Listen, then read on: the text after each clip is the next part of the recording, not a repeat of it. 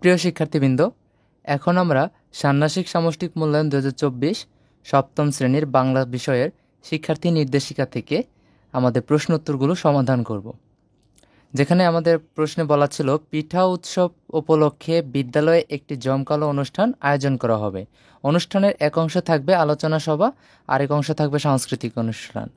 তো এটির কাজ কতে বলা ছিল, উপরে অনুষ্ঠানকে কেন্দ্র করে জোড়ায় আলোচনার ভিত্তিতে নিচের কাজগুলো করো। যেখানে প্রশ্ন 1, এই অনুষ্ঠান নিয়ে কথা বলা যায় এমন ব্যক্তিদের একটি তালিকা তৈরি করতে বলেছিল।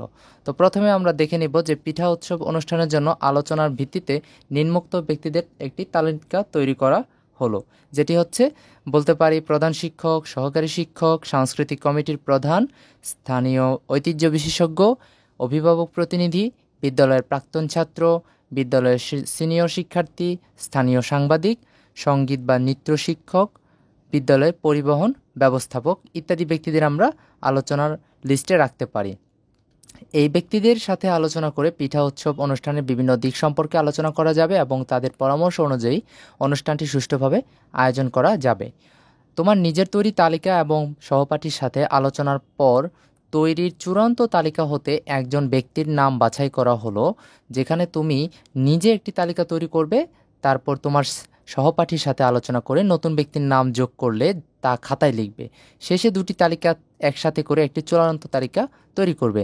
যেখানে প্রথমে তুমি নিজের তালিকা তৈরি করবা, সেখানে হচ্ছে প্রধান শিক্ষক, সহকারী শিক্ষক, স্থানীয় কমিটির প্রধান, স্থানীয় ঐতিহ্য বিশেষজ্ঞ, অভিভাবক প্রতিনিধি, বিদ্যালয়ের প্রাক্তন ছাত্র, বিদ্যালয়ের সিনিয়র শিক্ষার্থী, স্থানীয় সাংবাদিক, সঙ্গীত বা নৃত্য শিক্ষক, বিদ্যালয়ের পরিবহন ব্যবস্থাপক। তোমার সহপাঠীর সাথে আলোচনা করার পর নতুন ব্যক্তির নাম যোগ করা যেতে পারে, যেমন স্থানীয় জনপ্রতিনিধি, তারপর স্থানীয় রন্ধন বিশেষজ্ঞ, বিদ্যালয়ের প্রধান পৃষ্ঠপোষক, বিদ্যালয়ের পরিবেশ ক্লাবের প্রধান। এগুলো হচ্ছে তোমার সহপাঠীর সাথে আলোচনা করার পর নাম যুক্ত করতে পারো। আর তালিকা চূড়ান্ত করার পর এখন যে ব্যক্তির নাম বাছাই করবে সেটি হচ্ছে স্থানীয় ঐতিহ্য বিশেষজ্ঞ, যিনি হচ্ছে ঐতিহ্য বিশেষে ধারণা রাখেন। এবং আজকের যেহেতু আমাদের টপিকটি হচ্ছে পিঠা উৎসবকে নিয়ে, তাই স্থানীয় ঐতিহ্য বিশেষজ্ঞ এই পিঠা উৎসবের সম্পর্কে ভালো জ্ঞান রাখেন। এই ব্যক্তি বাছাইকরণের কারণ যদি বলো তাহলে লিখতে পারবা, তিনি পিঠা উৎসবের ঐতিহ্য ও সাংস্কৃতিক সম্পর্কে গভীর জ্ঞান রাখেন এবং তার বক্তব্য অনুষ্ঠানকে আরও সমৃদ্ধ করতে পারে। এটি হচ্ছে আমাদের কারণ। এরপর আমরা একটি কথোপকথন তৈরি করব বিদ্যালয়ের পিঠা উৎসবকে নিয়ে স্থানীয় ঐতিহ্য বিশেষজ্ঞের সাথে, যেখানে শিক্ষার্থী নাম হচ্ছে জাহিদ। আর শুভ সকাল স্যার, আমি আমাদের বিদ্যালয়ের পিঠা উৎসবের বিষয়ে আপনার সাথে কিছু কথা বলতে চাই। আপনার কি একটু সময় হবে? স্থানীয় ঐতিহ্য বিশেষজ্ঞ মোহাম্মদ হাসান: শুভ সকাল জাহিদ, অবশ্যই আমার কাছে সময় আছে। পিঠা উৎসব নিয়ে তুমি কি জানতে চাও? তিনি প্রশ্ন করলেন। জাহিদ: স্যার, আমাদের বিদ্যালয়ে পিঠা উৎসব উপলক্ষে একটি আলোচনা সভা এবং সাংস্কৃতিক পরিবেশনার আয়োজন করা হচ্ছে।